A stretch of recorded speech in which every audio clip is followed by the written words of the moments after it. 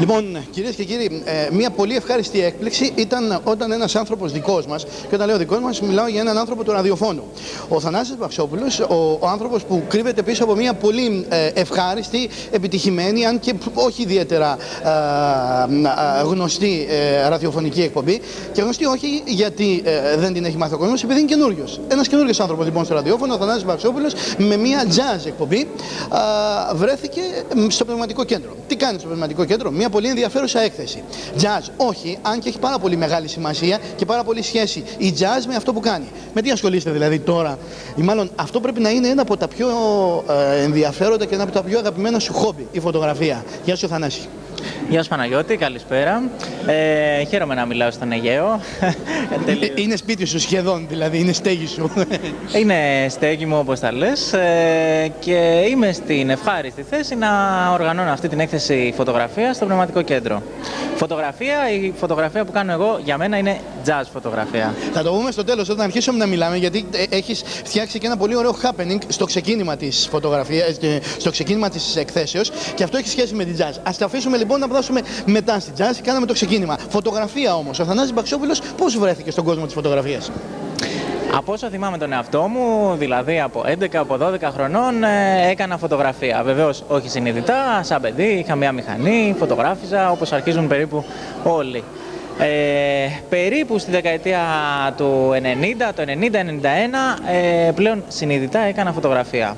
Διάλεξα το μαυρό-άσπρο, το οποίο υπηρετώ και μέχρι τώρα, όπως ελπίζω να δουν οι τηλεθεατές.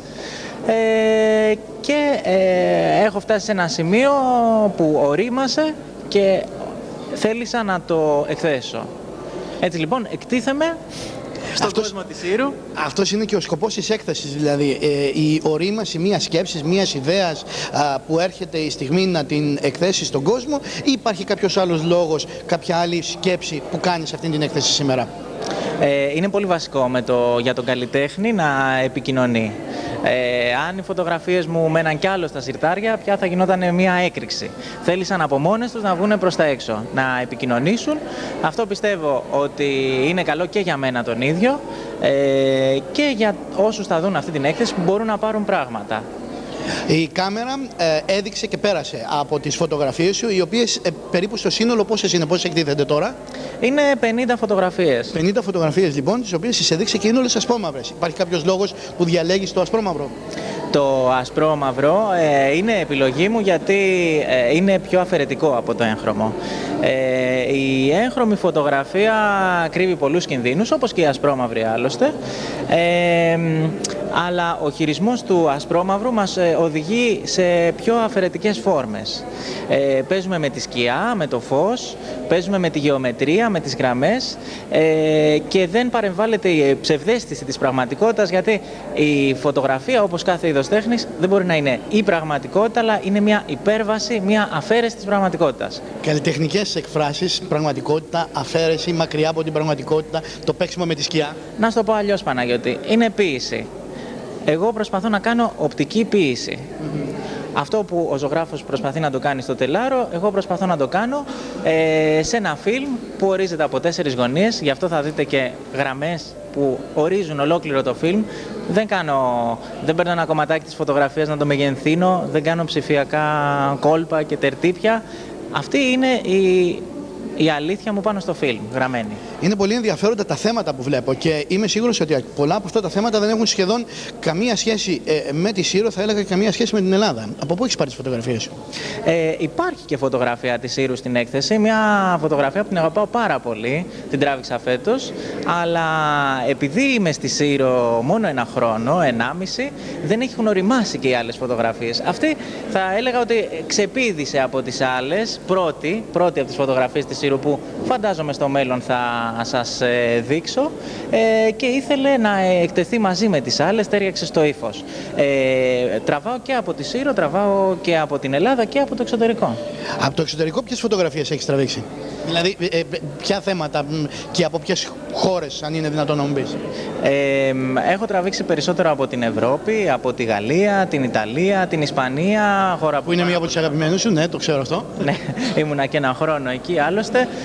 Την Ολλανδία, θα βρείτε μία μεγάλη ποικιλία και εσχάτως την Κούβα. Πέρασα τον Ατλαντικό. Καλά έκανες. Είναι πάρα πολύ ωραία και μάλιστα υπάρχουν φωτογραφίες οι οποίες δείχνουν και έναν άλλο τρόπο ζωής. Υπάρχει ένα συγκεκριμένο θέμα που σου αρέσει να τραβάς ή απλά βρίσκεις το θέμα, σε διαγείρει και το τραβάς? Δεν ξέρω αν χρησιμοποιώ και την κατάλληλη έκφραση όταν λέω τραβάς. Μια χαρά είναι η έκφραση. Είναι άλλωστε και διεθνή σε όλες τις γλώσσες. Χρησιμοποιούμε, ξέρεις, το τραβάς. Τραβάω φωτογραφίες. Αν κανένας κάνει τη διαδρομή αυτής της έκθεσης, θα δει ότι υπάρχουν μερικές θεματικές. Υπάρχουν δηλαδή πράγματα που με ερεθίζουν περισσότερο. Τα αγάλματα, οι άνθρωποι, η σχέση των ανθρώπων με το αστικό τοπίο, κτίρια. Όλα αυτά βρίσκονται σε ένα διάλογο. Μπορείς να το πεις και στις θεματικές. Πάντως η έκθεση θέλω να έχει ένα ενιαίο ύφος. Κάτι προσπαθεί να πει. Και αυτό που προσπαθεί να πει? Αυτό θα το δείτε όταν έρθετε στην έκθεση. Νομίζω κανένας είναι καλύτερα να το βλέπει παρά να του το λέμε. Διότι όσο μιλάς για την τέχνη, τόσο αδυνατίζει. Ενώ όταν αφήνεις την τέχνη να μιλήσει μέσα από τον τρόπο της, από τις αισθήσεις σου να τη συλλάβεις, μέσα από την ευαισθησία σου, τότε είναι πιο βαθύ το βίωμα. Τώρα καταλάβατε, κυρίες και κύριοι, γιατί σας λέω ότι αξίζει τον κόπο τουλάχιστον να ακούσετε και να παρακολουθήσετε την εκπομπή του. Γιατί φανταστείτε τώρα, όταν μιλάει για τη φωτογραφία, όταν μιλάει για την jazz, που είναι ένα από τα αγαπημένα του θέματα, το οποίο ακόμα το κρατάμε στα σασπές. 2-3 ερωτησούλες ακόμα που είναι πολύ σημαντικές και φτάνουμε στο σημείο της jazz που έχει σχέση με τη φωτογραφία και τον Θανάση Μπαξόπουλο. Θα ήθελα να μου πεις τι μηχανές χρησιμοποιείς τραβώντας αυτή τη φωτογραφική. Μετά από κάποια χρόνια που έχω ασχοληθεί με τη φωτογραφία, έχω καταλήξει σε αυτό που ταιριάζει στη φωτογραφία που κάνω εγώ. Πηγαίνοντας έξω στους δρόμους, γυρνώντας, τραβώντας πάντα την αποφασιστική στιγμή, όπως το έλεγε ο Μπρεσόν, χρειαζόμουν και χρειάζομαι μία μηχανή.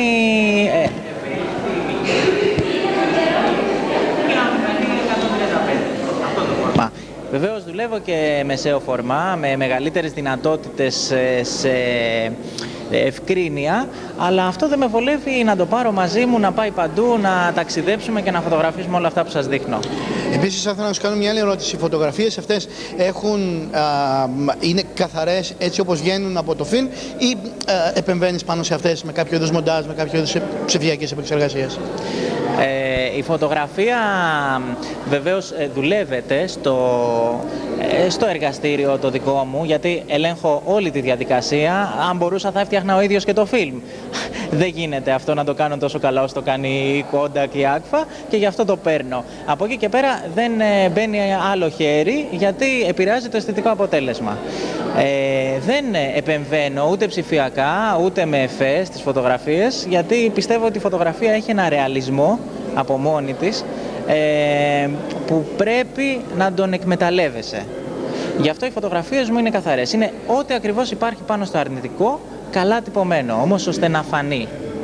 Πολύ ωραία. Λοιπόν, αυτό που σας έλεγα προηγουμένως, κυρίες και κύριοι, είναι ότι ο Θανάσης, πέρα από την φωτογραφία, αγαπάει πολύ και την jazz, η οποία φαίνεται ακόμα και στην έκθεσή του, καθότι οργάνωσε στην πρεμιέρα της έκθεσης μία jazz συναυλία. Φίλους, γνωστούς, παρόλα αυτά ένα jazz γκρουπάκι θα ανοίξει κατά κάποιο τρόπο την πρεμιέρα της έκθεσής σου. Γιατί jazz και αν η jazz έχει σχέση με τη φωτογραφία? Είμαι πολύ χαρούμενος που έχω την ευκαιρία να κάνω αυτό το happening. Εμένα μου αρέσουν τα happening, γιατί happening σημαίνει ζωντάνια, σημαίνει ενέργεια. Και με τη μουσική, με τους φίλους που θα παίξουν σήμερα έχουμε μεγάλη φιλία. Παίζουν jazz, η jazz φόρμα είναι ανοιχτή φόρμα, όπως είναι ανοιχτή και η φωτογραφία μου, όπως είναι ανοιχτή και η τέχνη. Εκεί είναι η επαφή. Ωραία, λοιπόν. Η έκθεσή σου αρχίζει σήμερα, Πέμπτη, και θα μείνει ανοιχτή για πόσο καιρό? Θα μείνει ανοιχτή μέχρι και τις 22 του Δεκέμβρη. Μέχρι τις 22 του Δεκέμβρη. Λοιπόν, σου ευχόμαστε καλή επιτυχία. Περιμένεις κάτι από αυτήν την έκθεση, περιμένεις κάποια ανταπόκριση. Η ανταπόκριση φυσικά θα είναι σίγουρη από τον κόσμο. Απλά περιμένεις υπάρχει κάποιος σκοπός πέρα από το εκθέτω τα έργα μου, Θανάση? Θα ήθελα ίσως μια αναγνώριση, ίσως κάποια επαφή. Τι περιμένεις, πες μου. Δεν περιμένω να μου βάλουν μια χρυσή πλακέτα, ασφαλώς. Αλλά θα ήθελα να με γνωρίσει το κοινό της Σύρου. Πιστεύω ότι έχει να πάρει πράγματα από αυτή την έκθεση. Ξέρω ότι το κοινό της Σύρου αγαπάει την τέχνη και εμένα θα μου δώσει σε αυτογνωσία. Ωραία, λοιπόν. Κυρίες και κύριοι, Θανάσης Μπαξόπουλος, Πνευματικό Κέντρο του Δήμου της Ερμούπολης, η κάτω αίθουσα, έκθεση φωτογραφίας, ξεκίνησε την Πέμπτη, θα μείνει μέχρι τις 22 του μηνός, αξίζει τον κόπο να τη δείτε. Ο άνθρωπος δικός μας, κάθε Πέμπτη, οι μπλε διαδρομές στο ραδιόφωνο με την jazz. Να, λοιπόν, να τον δούμε και σε φωτογραφικές jazz. Τα λέω καλά. Φωτογραφικές jazz, φωτογραφίες, εικόνες. Ναι, έτσι θα μπορούσαμε να το πούμε. Με jazz ύφος θα μπορούσες να το πεις, Παναγιώτη. Ωραία, λοιπόν. Δείτε τι.